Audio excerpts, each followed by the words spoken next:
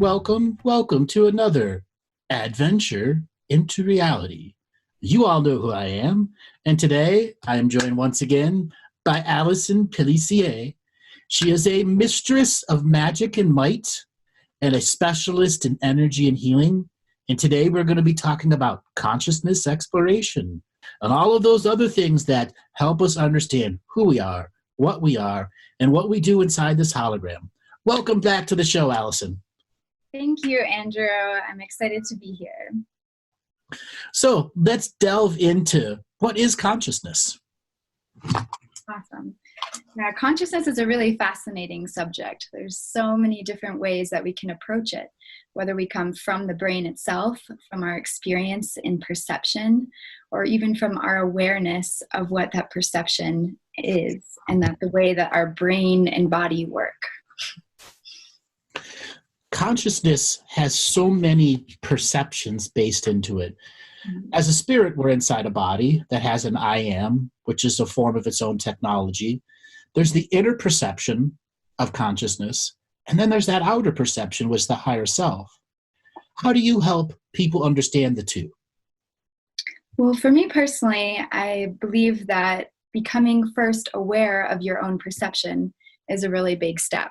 So a lot of people are very immersed in their own experience of reality to the point that things that happen in the outer world become reflected into them as something very personal, almost like an attack or some kind of thing that's set out just, to interfere with them. So by first coming to a space of seeing ourselves as being in relation to the world, but not fully, personally affected from it in every way, we can find a little spaciousness. And this spaciousness is becoming the witness.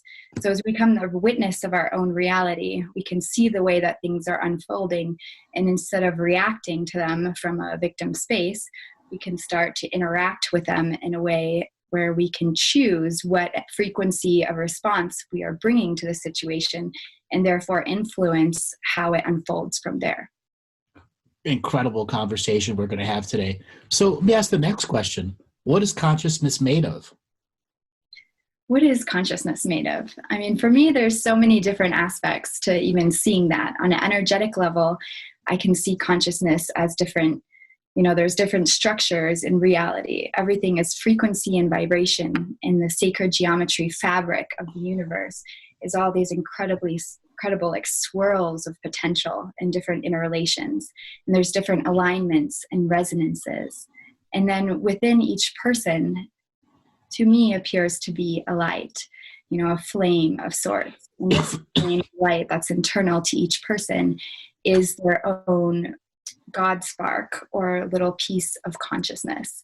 And this God spark is interacting with all these beautiful layers of cellular geometry, of DNA coils, of all of these, beautiful structures. And then and part of it's our lineage, what we are born into in this physical realm in our body, our environment, the ways that we interact with others, the food we eat, the frequency of the people that we interact with on a regular basis, the structures that we were raised with, that we believe in. All of these kind of form this sacred geometric space. And then our consciousness is what's actually reflecting and dancing in this space. So it's kind of like a song between all of these different, frequencies, and that's our interaction with the universe. So for me, perception exists in this space. Consciousness is this knowingness that can be seen on all these different levels, from the I am witness, the true I am consciousness that you're realizing that you're connected and one with everything, to the more, practical day-to-day awareness of your own interaction with this world. Incredible once again. Take everything you said and add it all together, and that's the hologram that we live in. Now, some people perceive the hologram from a perspective of the global narrative. Others perceive the hologram based off of the level they're awakening. And then there are those that operate with certain types of sacred medicines and are able to perceive the hologram as a false hologram, as a real hologram, and everything in between. Mm-hmm. So how does medicine affect one's perception of the hologram? For me, medicine opens a space of different awareness. So if you think about your brain, your visual perception, your visual cortex is, a very dominant activated area. And our visual perception is taking in notes from light, just even seeing, here I am in Colorado and the light's hitting my face from the sun in different ways. And as our eyes pick up this perception, we become very immersed in our visual reality. This gives us a lot of cues about how we understand the world. When we go into the medicine realms, we're actually opening and expanding this awareness to be much more interdimensionally and connected than before. So we can actually start to see that beyond just this, 3D physical perception of reality and this overwhelming visual, auditory, or our main 5 senses, we can actually open to another sense that's more, and people perceive that in different ways. Some people can feel it through their body awareness, cues that come up somatically. Some people can have auditory understandings and openings. Some people are more in the visual realms where they can see things, they can see the fabric of reality, or have visions or deeper realizations about the interconnectedness of their experience.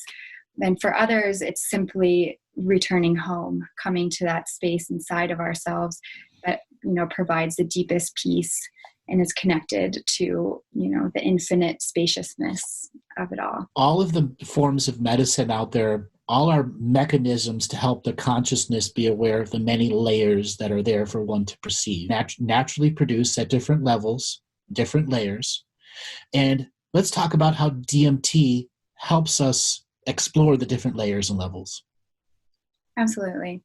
So DMT is, as you said, a naturally occurring substance from our body. And DMT actually helps to activate, they say breath. So for example, even breath work is a way to bring open this awareness. A lot of DMT is actually released in the lungs. And this kind of flood is, to me, like a reminder almost of our actual DNA.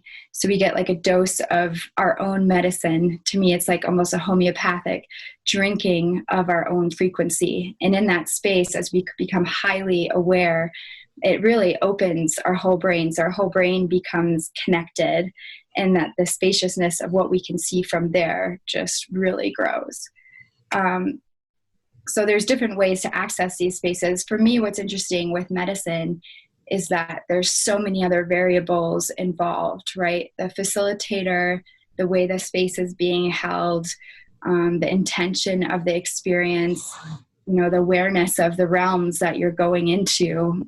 These are all very important factors because they will completely shift and open what your experience is, It's not something to take lightly. No, and it's something you have to learn to practice and get good at. It's not like you can just pick up a single breathing exercise and think you're good at it. It takes long hours of dedicated, enthusiastic practice.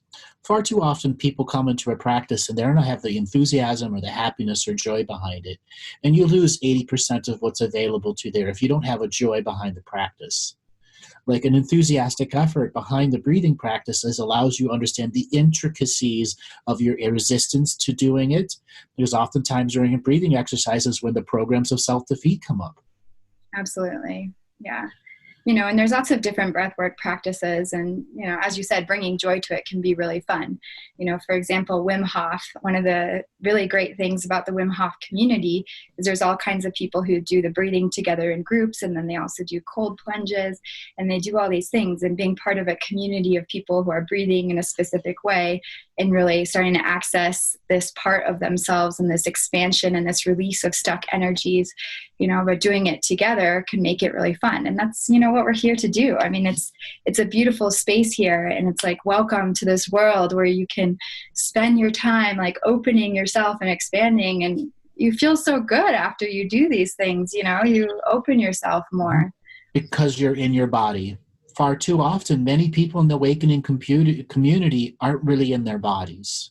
And that's something that I know both you and I during our growth and expansions have had to make those challenges to be in our body. That is what the inner work is being about. So let's talk about some of the challenges that people face when they're trying to expand their consciousness and get more of these experiences. But far too often, the majority of their soul isn't in the body. Thus, the experience is not that well defined. Absolutely. So yeah, there's a whole a group of people who have come into, medicine work, mostly medicine work from what I've seen, can really, as you dive into these spaces, so anytime you take an entheogen like that, you can really open into these other realms, and deep understandings come through, and all kinds of ideas and realizations and, huge things can be released. But the thing is, when you come back to your body afterwards, that's when the real work begins. This is actually the magic that will take you into the next state of your reality. This is the moment when you can step into your I am creator consciousness. You are now aware of so much more, and it's your responsibility at this moment to step into this, again, with joy, finding little daily habits that incorporate what you've learned to help shift the matrix of your reality. And often, if we do not start taking those steps, if we don't have a community that's supporting us in doing that and holding us accountable and reminding us of how worthy we are and of how much this is really going to support our evolution and make things better, if we don't have those ways to positively, bring this reality in, there's a chance that instead we would just want the next high. So we become, really up here and out of our body, because instead of coming and grounding into our body and doing the meditation every day, getting outside and having a walk, taking these moments for self-care, instead we're just, out there in the world, looking for the next high, not really being grounded in our bodies. Some people are spiritually judging others, looking at others' paths with disdain, coming into like a narcissistic self-awareness that's, really not realizing how much medicine every single person is bringing to our lives if we're open to receiving it, and this is a dangerous mentality and way to be, because if we're up there, then we're not really enacting change, not for ourselves, not for the earth, not for anyone around us. Instead, we're making people feel insecure because they think they can't be in this high place all the time. What's wrong with them for not being there, And it really takes the hard work and the dedication to start doing those daily practices. And, I know all about that. It's been a journey for me for years. It's like, oh yeah, I meditate. And then, I didn't really have that practice, and really establishing that practice in my life has shifted things in a huge way. It's something, like the downloads and understandings that you get when you're in those high out of body spaces are super beautiful. And if you're not bringing them into your body, then you're, it's abuse, it's addiction, it's escape. And there's so much energy coming right now of like welcoming the medicines, welcoming the plant teachers. But if that space isn't being held properly, besides the other things that may happen to your, beautiful and precious like energy body while you're in those realms, beyond that, it's like really can be challenging to, face the shifts that you need to do, that you may need to move away. You may need to end a relationship. You may need to, focus on different friendships. You may need to address the eating habit. You may need to sleep more. There's certain things that really need to be brought in. And I encourage everyone to do that, to find community, to do this together, to find a friend, an ally, who's also on this adventure too, because we're not alone. We're not islands of awareness. We are so interconnected. And for me, I've seen that, the people who have really been able to embody these shifts the most are those who find their community. And if there's no one right around you, there's online communities, there's, meetups across states, there's conferences, there's retreats, there's these huge meetups all over the world right now happening of like-minded spirits. And I encourage you to get out there and to resonate with these other people who are on this same path, and, hold accountability with them, check in with them. How are you doing? Have you integrated these practices? And if you're a hermit, you're not going to experience any of them. And something you said is very key. It's something I speak about all the time. Your responsibility is equal to your level of awareness. And I'd like people to truly digest that. All too often, people want this super spiritual experience, but they're not ready for it. And then they run up to the wall of my spirit, my meditation didn't give me this. I'm the great God that I'm supposed to be. It didn't give me all the all-knowing information, or I just got a glimpse of it. That's spiritual ego coming through. And that's a continuous battle to keep yourself in the body. And you have to let that fulfillment in by understanding your responsibility is equal to your level of awareness, and your level of awareness is equal to your responsibility. There are pieces of information you just cannot take on in that moment, or they have to come in as a series of processes, because healing is not an event. Healing is a process, not an event. In healing comes changing of consciousness is a healing. Everything is a form of healing in the metaphor of responsibility. Are you responsible enough to give yourself daily love? Actually, by follow through and do it. Are you responsible enough to know at this moment in time, I'm doing this meditation for the sheer joy of it? It doesn't matter what comes up in the mind. Are you responsible enough to know that you cannot let others deter you from your spiritual journey? When it's time for you to do your work, you do your work, and don't let the projections affect you. So the journey to be in your body is a challenge for so many people here in our awakened community. All too often they lose their social skills because they've hermited themselves, or they've had such bad experiences with other spiritual groups. I cannot tell you how many people have told me, they end up going to these women's groups and they end up backstabbing each other, or they go to these spiritual groups and they all fall down because there's no real conflict resolution in those groups.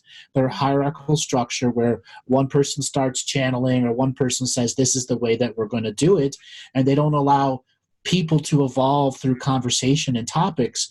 They are such a rigid in structure, or there's no rigidity or no structure to it whatsoever, and you end up people conflicting each other's beliefs and systems, and therefore domination comes up instead of dominion over our brothers and within our brothers and sisters.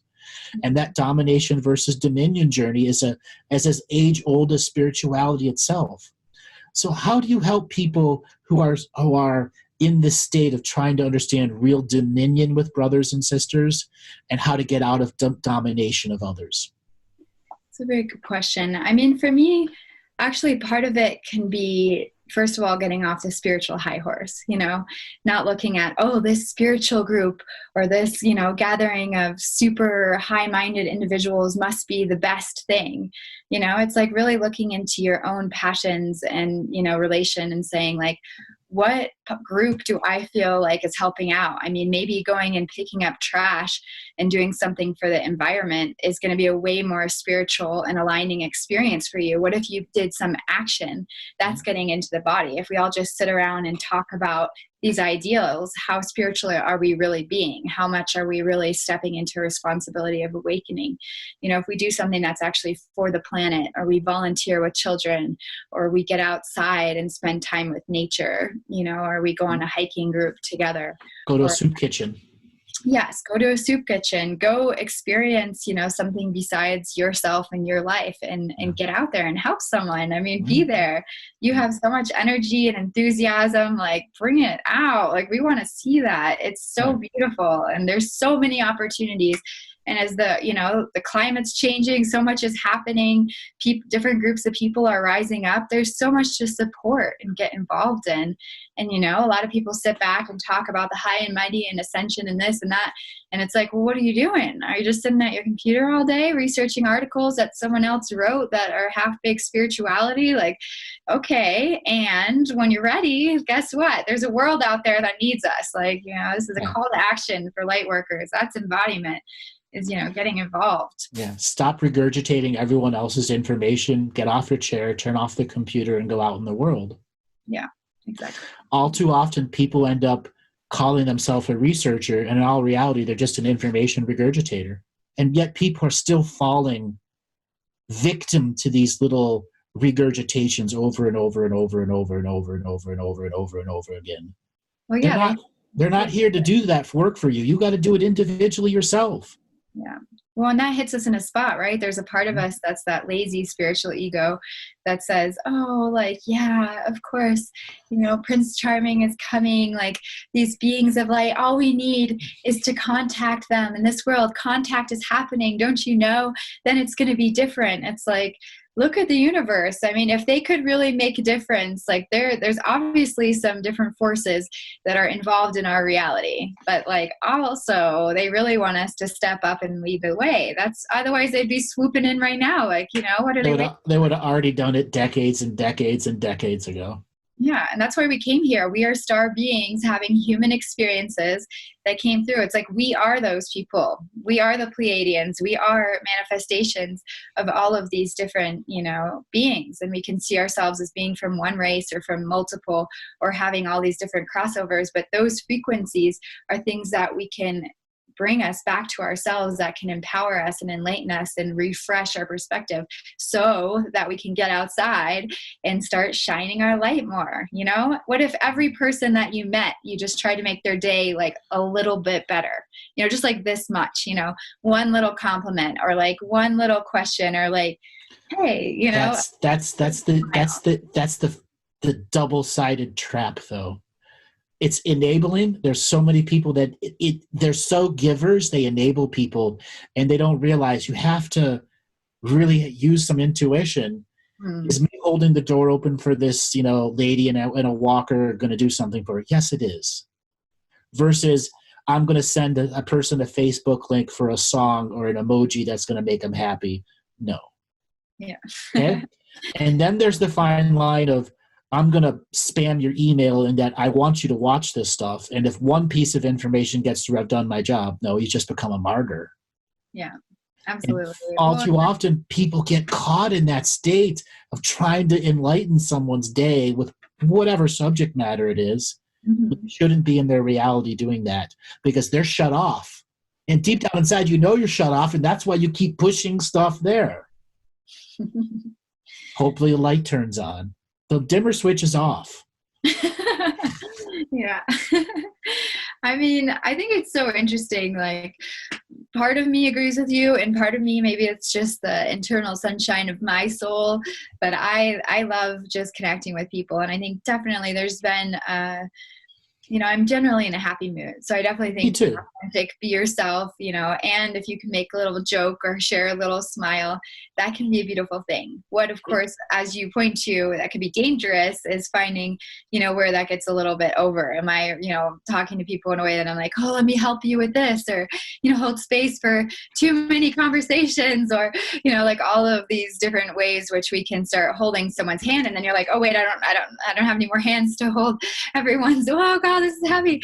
You know, there's definitely a fine line there. And I mean, also sometimes, you know, just relating to someone, if you're in a terrible space, yeah, like, what's up? I feel terrible, you know, like cheering. And you need help at that point. You need someone to hold space for you. Yeah. Again, it's that fine line between martyring yourself versus it's just a part of your bubbly personality, and it's not a lot of energy expended to do it, but it can be very subtle at how it grabs you.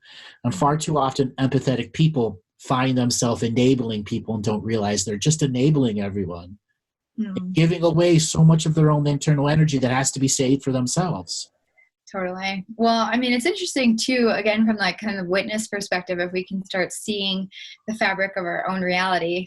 Over the last full moon, some friends and I had some really good downloads, realizations from the universe about, you know, just remembering how energy works in terms of the fact that it's constantly moving, right? So if we try to shine from like this, you know, stable place of like, oh no, I'm just pushing light out there, you know, I'm trying to bring the light out, you know, versus like if we actually tune in, you know, the second someone you said hi and now they're like trying to tell you their whole life story and you're getting drained and you're like, I gotta go. It's like, where do you could tune back to your own energy and start feeling, you know, the hologram within you and start spinning the energy. And the energy actually creates some spaciousness between you and them. And you're bringing your own energy back. And I've seen it where people like literally don't, you know, the conversation kind of ends or goes into a different direction because you're not just, you know, it's like just bring your energy awareness back to yourself and start building it and spinning it. And the spinning aspect of it, you know, the vortexes are everywhere in our reality. We have vortexes within our spinal column, you know, all these different places. And if we become aware of that energy, then as an empath, I've found that can really help kind of keep things moving. So let's talk about empaths for a minute, and how all too often empaths overwhelm themselves with all the data that's in the world, and then they learn how to overlook at a lot of things. And what can you say to help people to help temper their skill of being an empath? Well, first of all, it's a lot about, identifying what's yours and what's not yours. So kind of step one to being an empath is find your own energy. Sit with yourself. Like, first you need to be alone so that you can actually figure out who you are. So, like really just sitting with yourself, it could be uncomfortable, but just kind of tuning in, like, what does it feel like to just be me? And then, introduce different elements. Like, okay, now it's me and a crystal. Now what does it feel like? And then, walk in, get closer to somebody who's having a bad day. Now what does that feel like? Me and them, so like starting to identify what's yours and what's not yours is a really good step in, understanding where you're at. And then as you become more aware of what's yours and not yours, if you start feeling something, and usually it comes on suddenly, that's the thing, it's like, that's a tricky part. You're like, oh, I was just walking down the street when suddenly, it's like, that's the empath moment. It's like, so just the first fraction of that energy coming, that is not you, before you get bowled over by it and like swirled up into it and suddenly overwhelmed and need to run away. It's just like the second it starts coming, you're like, that's not me. And then you just, for me, it's like, again, tuning into that internal flowing energy and like letting it blow out in a positive way. And then at that point, addressing it's not them, you can feel compassion. I am definitely an empath. And when people tell me stories, I'll tear up, but I don't have to take it in. It's like, I can still feel that energy and, have compassion without being empathic, without taking on part of their stories our own. And that's kind of the other challenge, growing up for me. I found a lot of what I found to be effective coping was actually just taking on people's stuff, and so it would be empathically feeling it, not realizing it wasn't mine, kind of, or even if I realized it wasn't mine, I would still kind of tune into that other person because I would want them to like me, right? So if I empathize with them on some level, my ego is also feeling included, and that's kind of the part that is a little harder to acknowledge.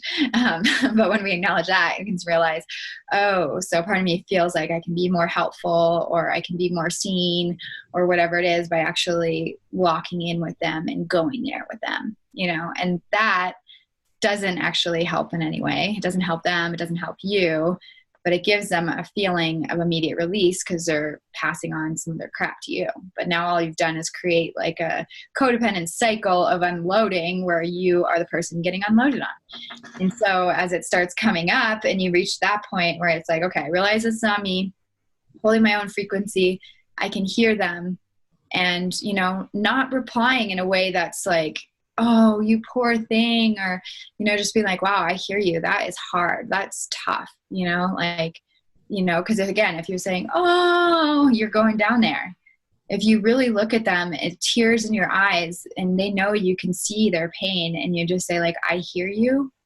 That's a way to acknowledge, to witness their reality without getting sucked into it. Right.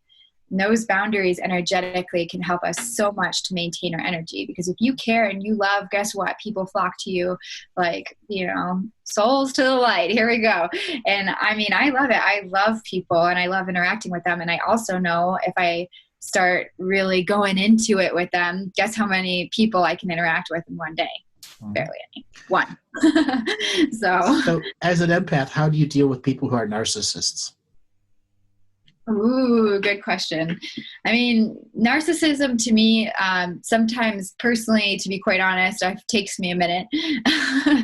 I try to live in a world where I don't see narcissists in terms of expectation of what's coming through in my reality. And therefore, I do believe I have less narcissists coming through.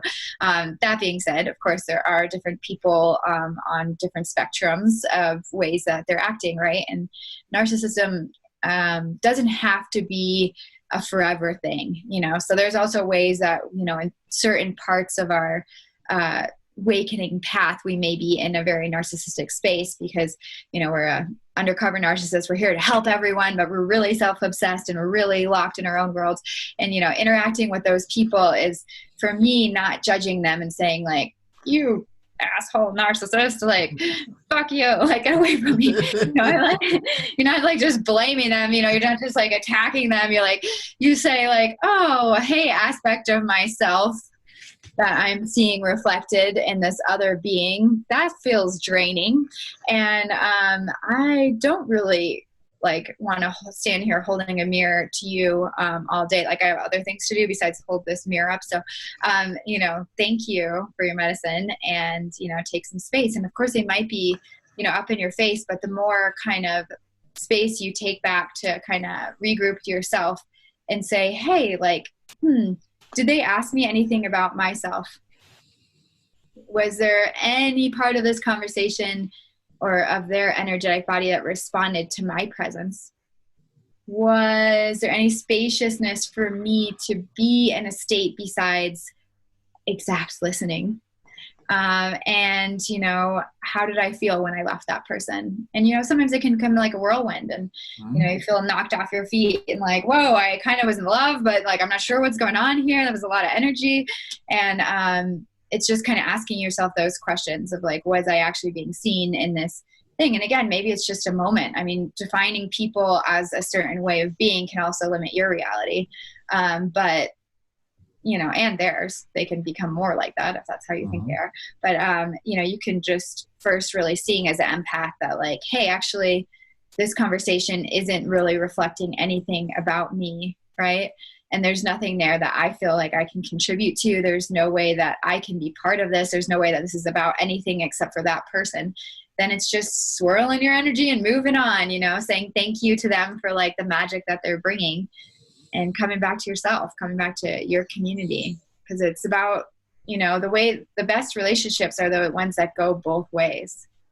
You and know? Narcissists generally have a one-way relationship, and most of the time they don't even know it.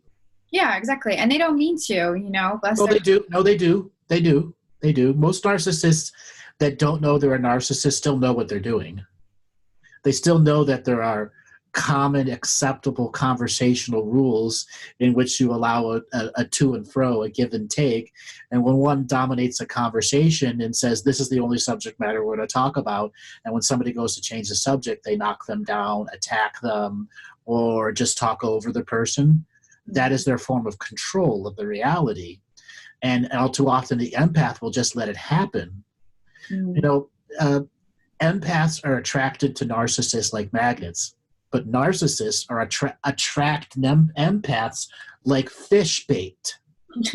Okay? They throw hundreds of little lines out that pulls a narcissist in and pulls the empath in. Why? Because they're so alone inside. Okay? When they only know themselves and they have a, let's just say, a deep desire to avoid themselves, they need to bring other people's energy in to dirty out down their own light. And all too often, that's what happens to the empath. They take on the dirty light of the narcissist because the narcissist can't handle pure light. And I know before the show, you and I were joking about making a narcissist-only webinar. And maybe we want to talk about that for 5 minutes just to get people to a laugh, where the marketing would be, are you a narcissist? This webinar is going to be just for you, just for narcissists. Yeah, it's a social platform where, don't worry, you can post everything you want and it's totally equal territory because each thing will only have one like. And this is where one can use marketing as the teaching itself. Yeah. Because I know there will be a lot of empaths who would be sharing this narcissist webinar with all the narcissists that they know. So a Narcissist Unite webinar. Yeah, well, and we were joking at the end, you know, the understanding would actually be, okay, you've graduated from narcissism school, and now it's actually time to learn to be an empath. Exactly. And that was just one step. And, you know, and that's part of it. I mean, it's just funny, too. You got to laugh. And, like, you know, for me, I used to work with children for a long time, and children are amazing. They're so different every day, and they're trying on all these different ways of being and pushing all these different boundaries and, imitating things they've seen and feeling other things out. And it's like with them, it's so important to every day just come in fresh. If you have a kid in your life and you think how they are, drop that right away. And just see them as this little light being every single day, and like open them with, welcome them with open arms, because they're, slowly creating their reality. These, the imprints of their whole childhood are slowly being built from all these daily interactions.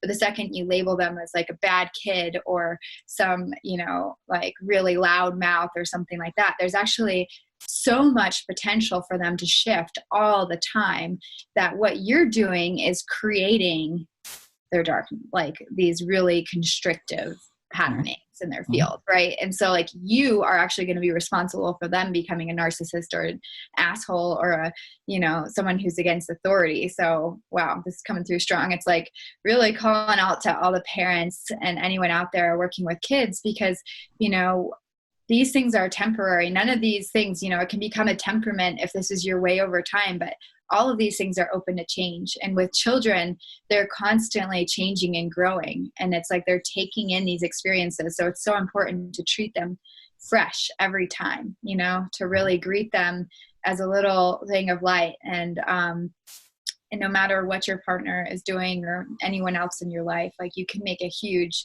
change in their life by seeing them in that way.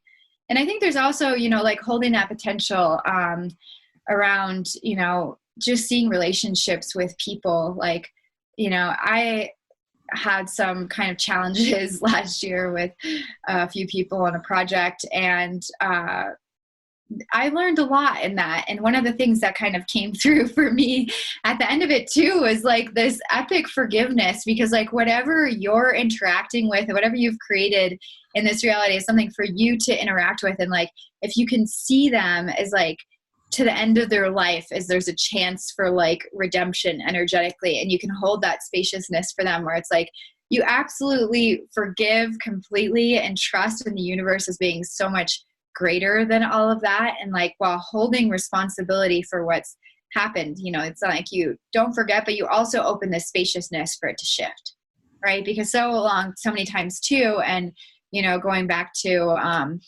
two parents of a kid, right? You were in love. You had this kid together, okay? At some point, there was magic. I'm not saying it lasted long. I'm not saying that it was the best magic of your life, but there was some magic to bring kids through there at that moment.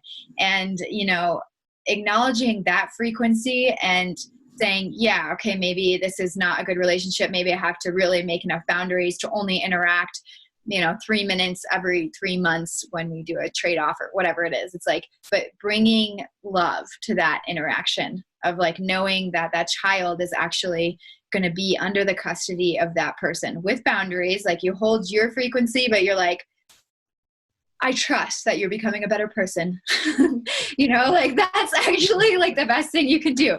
And I think you can hold that with any narcissist. You can hold that with anyone, so that it's like, yes, I recognize you exist, and I trust that this is an evolution that's happening.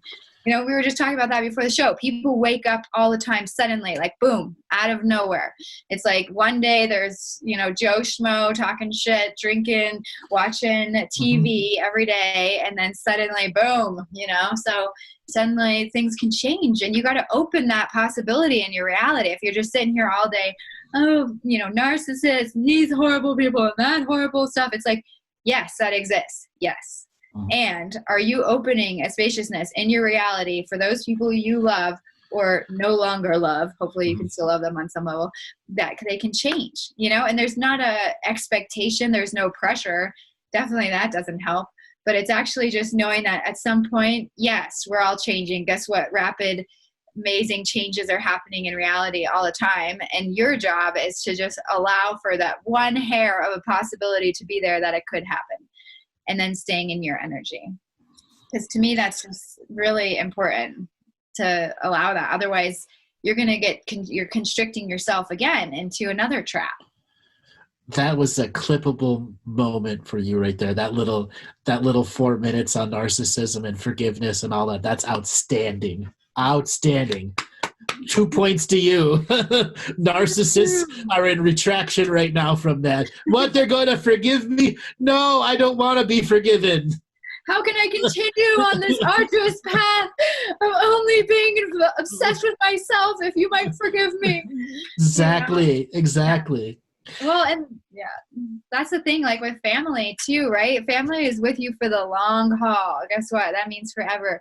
And guess what? As you change, they change too. Not always. They may change in other ways, just not the way you want them to change. Exactly. Well, you can't hold on to, them being that way.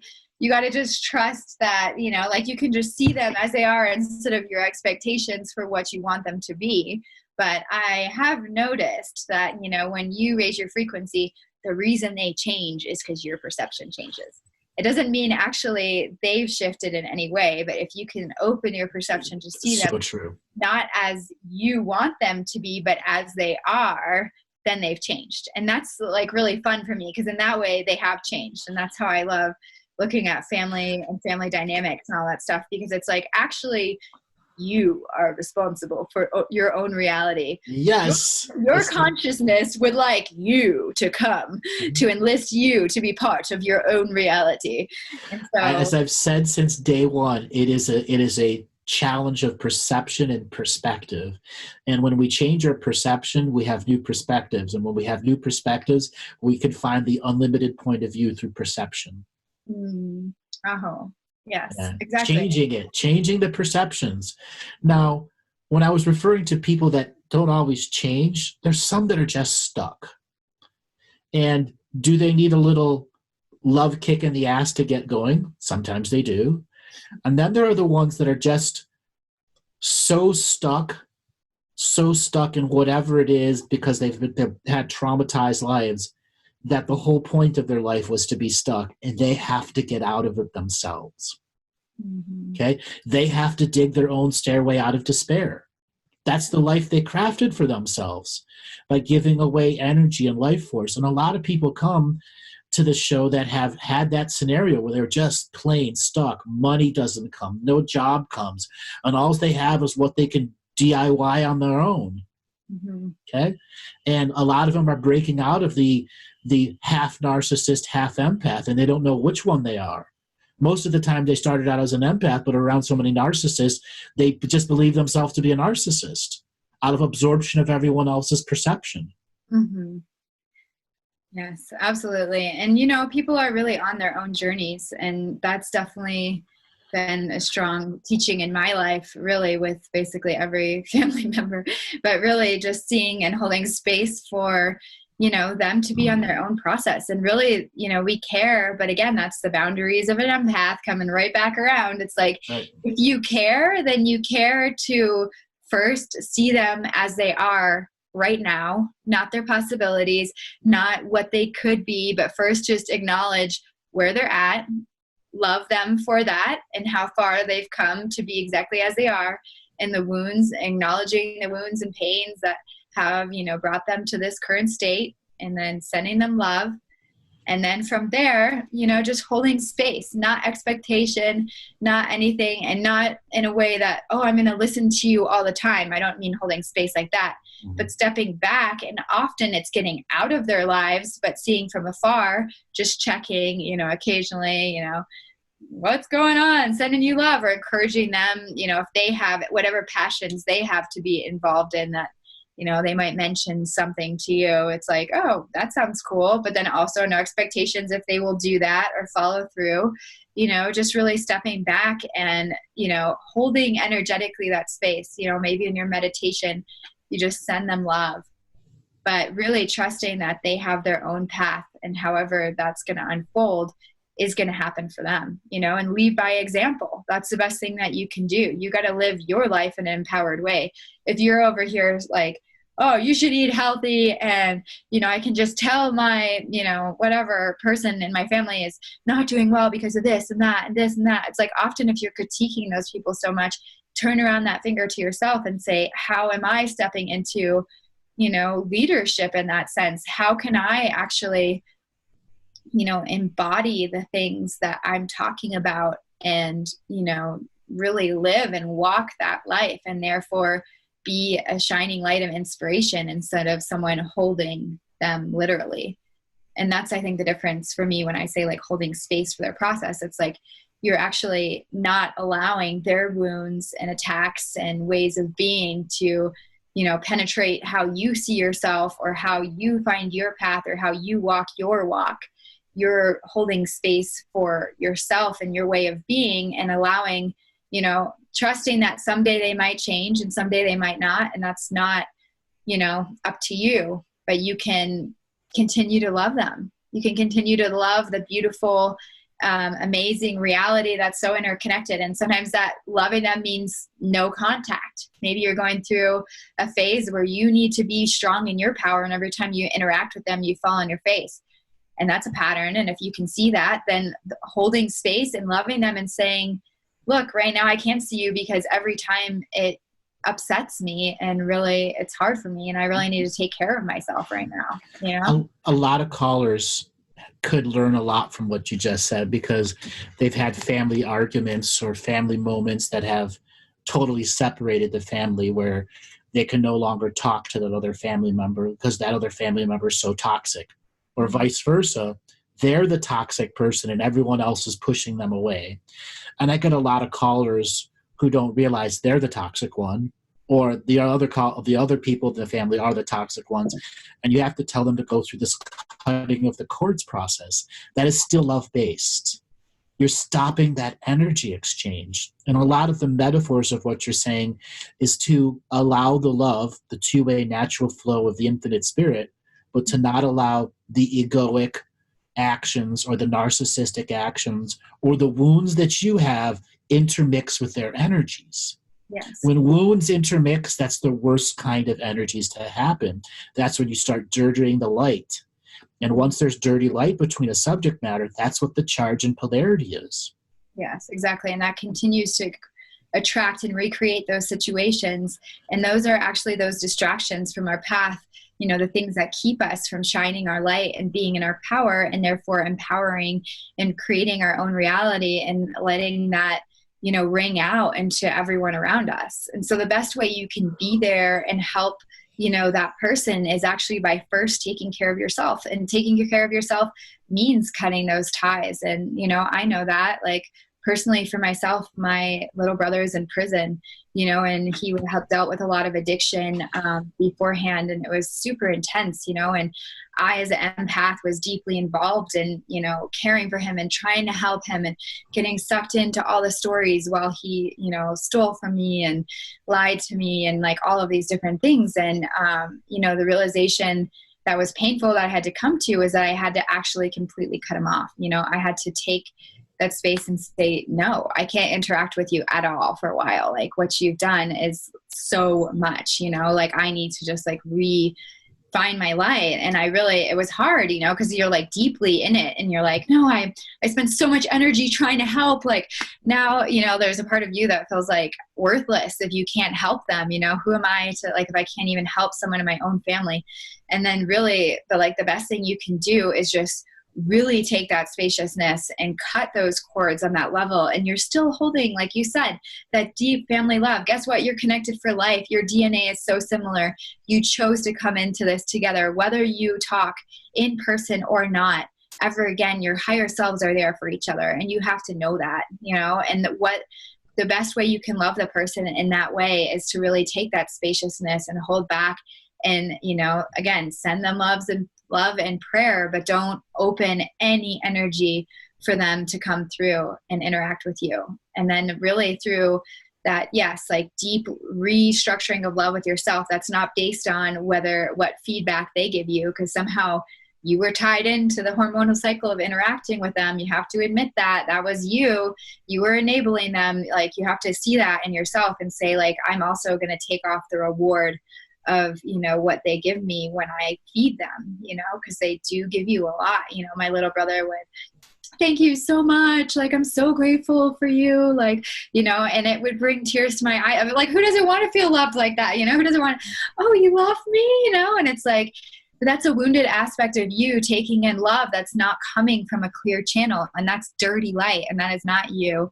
And if you take that in, then you're engaging in this cycle with them, and so much of your energy is just being wasted. And guess what? They're not getting any better.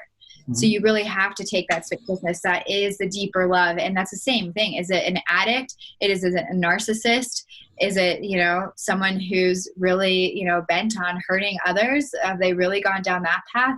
Whatever it is, it's like no judgment, but also no contact, and that contact means, it's funny, like some of my friends, this is kind of a tangent, but, there's this dance movement here. I've been going to some like dance festivals and stuff, and people do like contact improv dancing, where people get all like rubbing on each other. And then I have a group of friends who's like, no judgment, but no contact, because they don't actually want to dance that close and intermingle with people's energy. But it's like, it's kind of the same way. If you can't be in your own energy, if you can't keep your own energy to yourself and not engage in those dynamics, then you got to put yourself in timeout, and it's like, it's really seeing it as putting yourself in timeout too, like taking a break yourself to love yourself.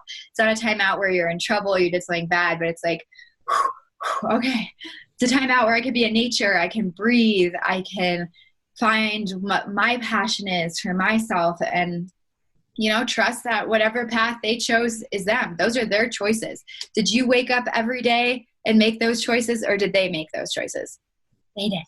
So it's trusting that they need to get the outcome of those actions, and you, guess what? You have a choice to make your own actions and benefit from them. And even if you're the only one in your family who's shining, or even if you're the only one in your family who's awake, or if you're the only one family who eats healthy, then that doesn't matter. You just gotta, do that for yourself. And then when you're strong enough, you can find ways to interact that are with very clear boundaries, and the second those boundaries are overstepped, then you take some space again and you have to rebuild that relationship, but you have to be the adult in that relationship and hold that space, and continue to recognize your role in that addiction. And it's just a beautiful journey. Like, we're constantly, on this spiral of healing. So there's different points when we interact in different ways. And it's really, coming back with starting with yourself, starting with your own hologram. How are you creating it? What's your environment? What are you eating? How are you relating? How do you think about yourself? Starting with creating that space. And from there, a lot can change and unfold.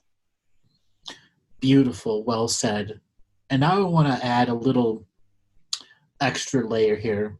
We all have had friends that were in high school or just out of high school, just powerful, synchronistic personalities.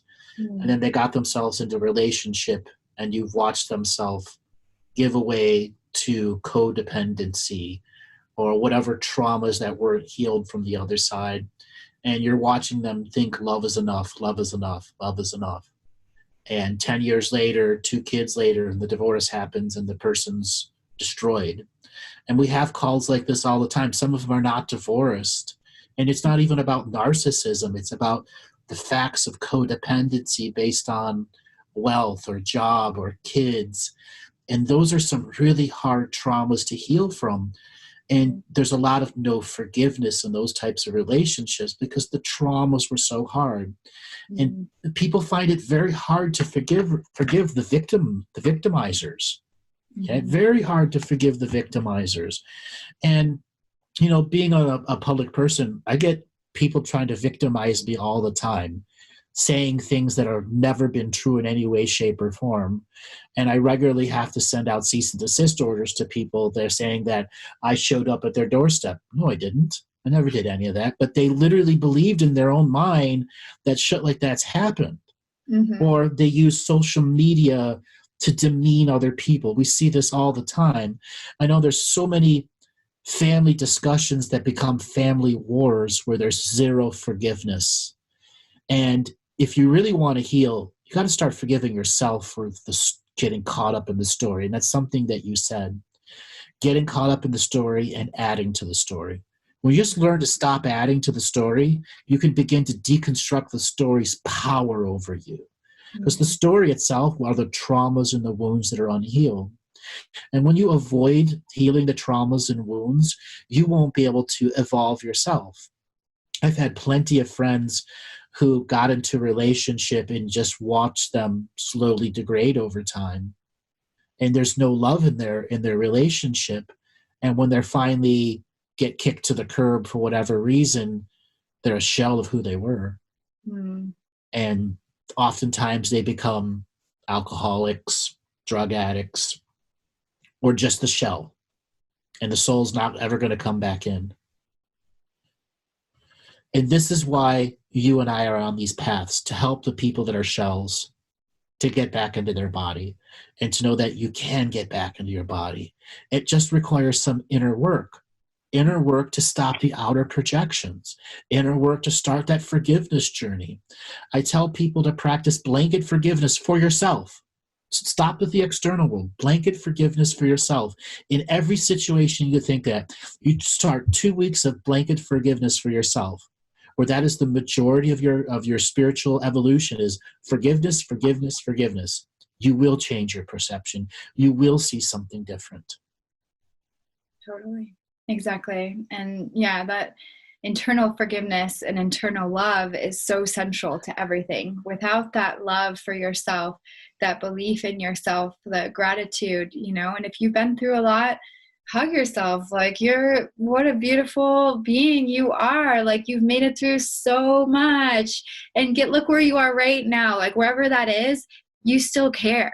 If you're hearing this right now, you care, or anyone that that's in that state, they still care about the world and life and being better than, once you're on that path of knowing that you want to be better in the world, you're already winning, you're already finding it, and see that light in yourself of just, showing up. Guess what? You woke up and it's another day and you're here. Thank you. And like, everyone has a really special thing to offer. And that's what we can forget. We value our worth from these codependent relationships where, if we do things a certain way or we act a certain way, we get rewarded, but we got to reward ourselves for being here in our very unique frequency. And that's not defined by someone else. And that's not a comparison to anyone else. And that's not defined by a job or, any sort of external reflection. That is you. That frequency within you is so special. And without that, the perfect balance wouldn't be harmonized right now. And that's why you continue showing up. Your higher self has a mission for you. And it's time for all of us to really start putting that out there. Are you a writer? Get your writing out there. Share it with the world. Do you make amazing food? Share it with a friend. Start sharing your gifts, because we all have them. And, if it's drawing a stick figure or, telling a joke, like, that's the beginning of a gift. You got to follow those little threads and see where they go. And by sharing those things, that's the next step of self-love. So we can find that love within ourselves. And instead of judging ourselves if we make a mistake, guess what? We're human. We're in the third dimension. We're figuring it out. Even being aware you made a mistake, that's progress. So if you can be nice to yourself when you're aware that you made a mistake, that's a help, right? And then you just say, from there, how can I make that mistake less often? Or like, what's the pain underneath that wants to be seen, which is why I lashed out in that way, and then starting to look at those deeper parts of yourself and different aspects of yourself and loving them and saying, wow, like, how sweet is that? Like, that aspect of myself wanted to protect me because that aspect of myself cares about me. And that aspect of myself has seen me be abused and has seen me been wronged and doesn't want that to happen again. And like, see that as this little, protector, whatever, as a little dragon, little squeaky dragon that just wants to blow flames and can't calm down. Go hug that little dragon and say, thank you, little protector dragon, for coming out and wanting to get all fiery and attack people because you think you're being, hurt or in trouble. It's like, love that part of yourself, that little wounded child who just wants to cry and give up. Give that little part of yourself a hug, because those aspects of you are you, and you got to love them, because that's the only way they're going to become integrated into the rest of you. If you hate them and put them off and try to banish them and attack them, guess what? It's just like meditation. They keep coming back stronger.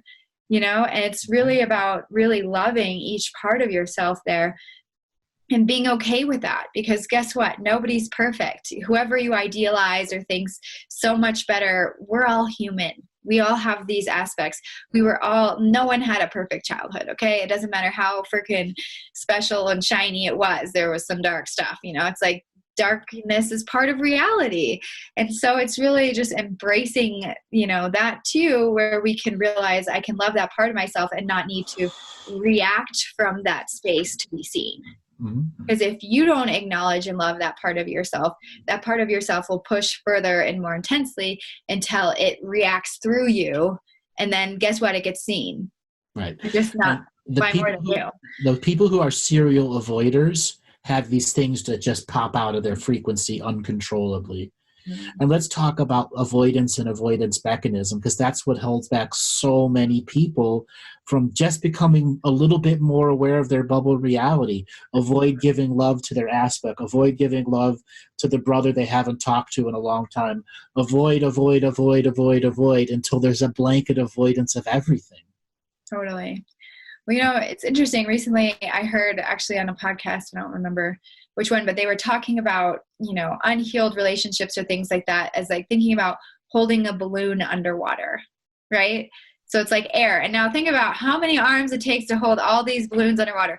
How much energy is it to actually try to balance all of these things that like aren't quite okay, that you haven't quite followed up on, that you didn't quite go in and continue healing, or you didn't experience the psychedelics, you didn't quite integrate. It's, like where can you let go of those bubbles and either find forgiveness, like for yourself, for engaging with that person, for being attracted to that situation, for, acting in that way. Can you forgive those things? Can you let them go? Can you, think about how much more energy you can reclaim when you aren't avoiding those things? Because if you don't, then yeah, of course you're going to get cranky. You're holding thousands of balloons underwater. That's a lot of energy. That's exhausting.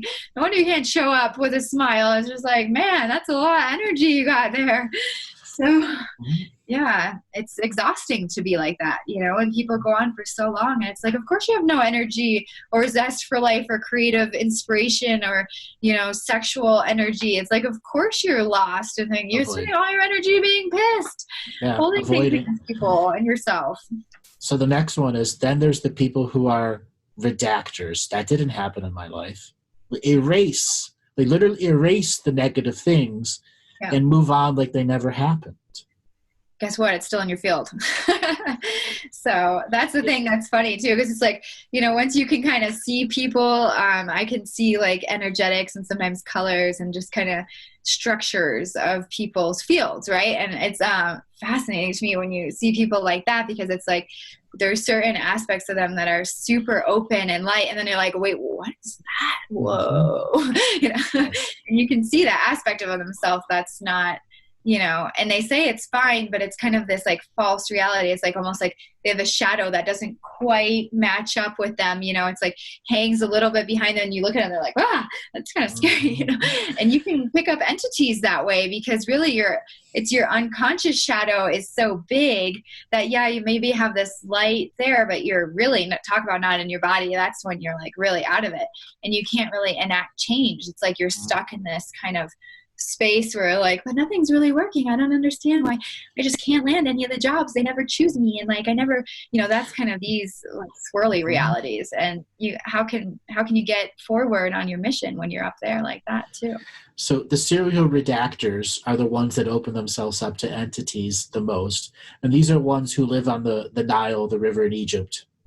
Denial. Okay? They live on the river in Egypt as a denial, and they become split, or they become fractured and fractalize, and they're unable to bring themselves together. And these are the ones that end up having, I'm the super channeler, blah, blah, blah, blah, blah, but can't do anything in their real life. Anything at all. Okay? They have no friends. Family has completely disowned them, and they think that they're the family's disowning them because they don't realize that they're so fractured and so broken. Yeah. And I try to reach out and help those people. And we get a lot of callers that are in that zone. And it's a delicate walk to get them to come out of their fractured reality and begin to stitch it back together. and begin to heal it. Yeah. And one of the tools that we use frequently is the Lucia light. And this is something that you've been working with for a long time. Why don't you give people a quick explanation of what the Lucia light is?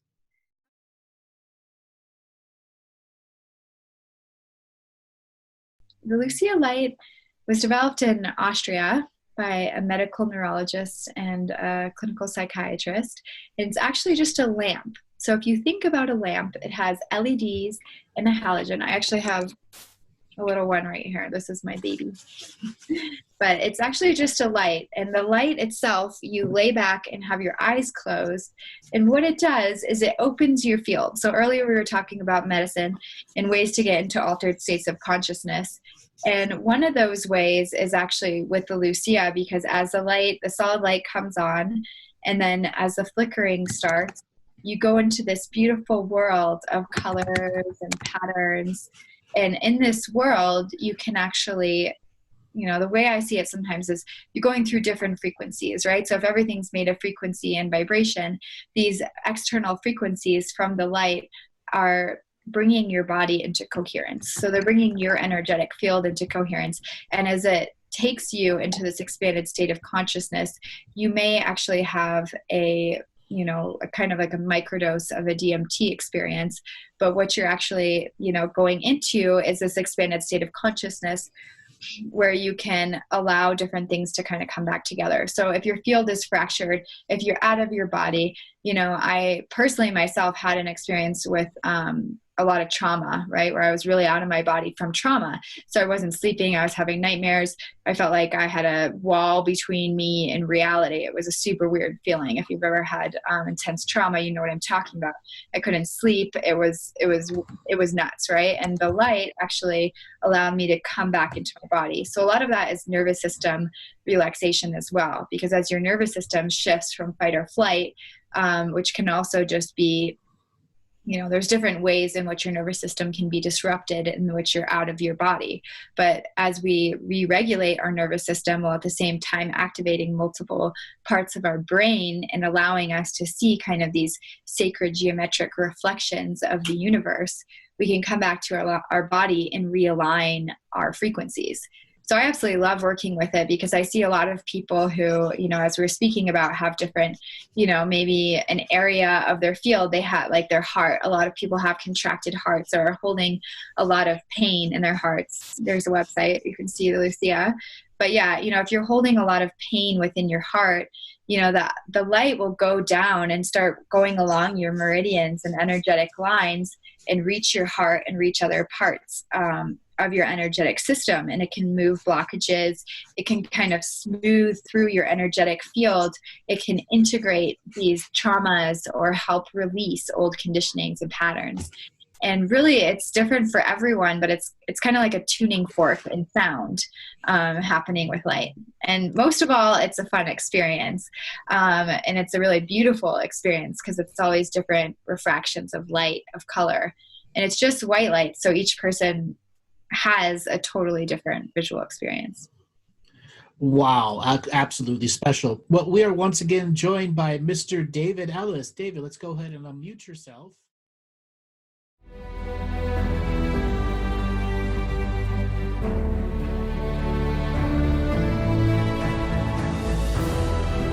Each different bubble of reality is true. A galactic historian is a person that looks at all the lines of dramatic karma. Nudge, nudge. It's the Holy Grail. Improvise. Mysterious. It's counter psychic intelligence. Why is DNA farming of this star cluster so important? Because we do manifest our reality. We do create our reality.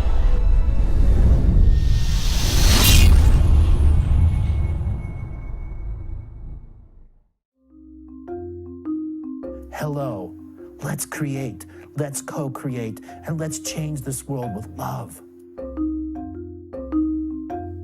No matter if you're from Alpha Centauri or Earth, we all began with the same birthing process. We live in a limited point of view.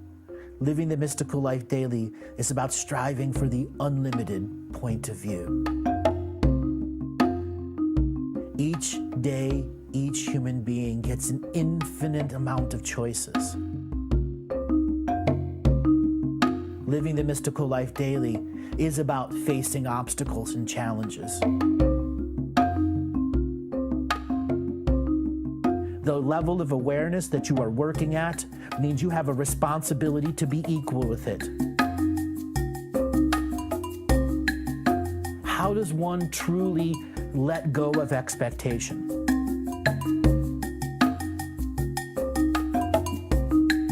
You can make the moment that you wake up to the moment you go to sleep sacred. The keys to success: choice, choice, choice, and choice.